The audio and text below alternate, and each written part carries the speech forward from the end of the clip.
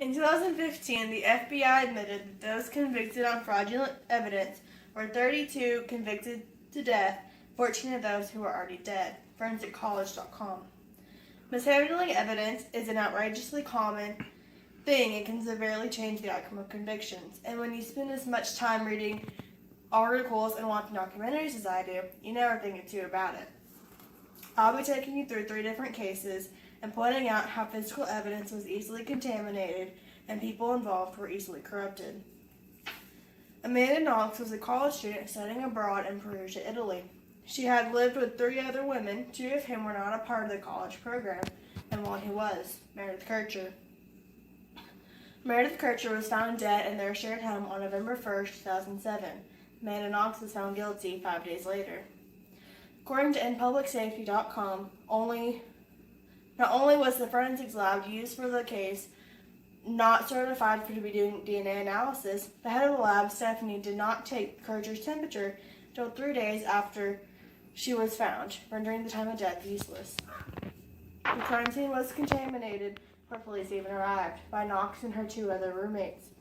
Police then proceeded to potentially cover up important evidence, including bloodstains, and creating more by moving around furniture. The Amanda Knox case reports that 3 different computer hard drives belonging to Knox's boyfriend Raphael, and Kircher were all destroyed while in police custody in a similar manner, despite police claiming that they were accidents. The interrogation Knox and Raphael went through were unethical at best and illegal at worst. Police made them question their memories and each other, eventually getting Raphael to implicate Knox.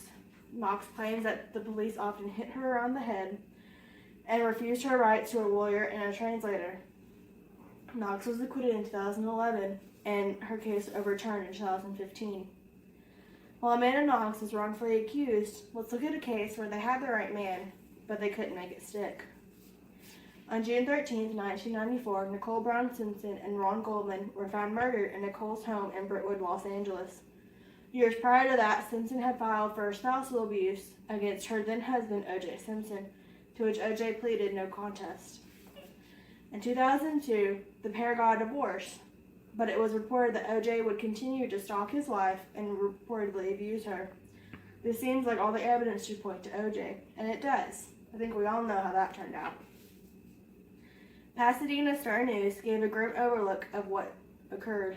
Evidence was mispackaged and placed in hot trucks for whole days, and some bloodstains weren't found until months after, making the risk of contamination higher and looking sketchy to outsiders. SFGate.com even reports that most criminalists took 3 different blood samples with the same swab. UPI states that key witnesses to the case, though promised, were not called to the stand. Many of the witnesses were drug addicts, felons, or had inconsistent stories. Police even refused to call witnesses that had sold their story to the media, making their witness stand very bare. Despite all evidence against him, O.J. was acquitted for the murder of Nicole Brown, Simpson, and Ron Goldman. Most murder cases do not have a clear killer, and they rely on evidence to lead them back to the one responsible. What happens when all the evidence leads to nowhere? JonBenet Ramsey was reported missing on December 25, 1996, when her mother Patsy found a ransom note demanding money in exchange for their daughter. This ransom note would later lead to nowhere. What followed was a confusing web of lies and deceit that even today investigators cannot untangle. When police arrived that morning, they were never sealed the crime scene or reported anyone, and so the family and friends went through as they pleased. The police eventually got John Ramsey, and a friend to comb the house to see anything they might have missed. There they found JonBenet's body in the basement on December 26th. They proceeded to carry her up the stairs, further contaminating the body, according to Crime Museum.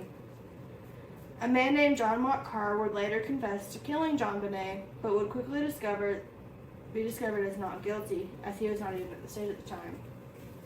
There are many theories as to what had happened to JonBenet that night, her mother Patsy remaining the key unofficial suspect to the case.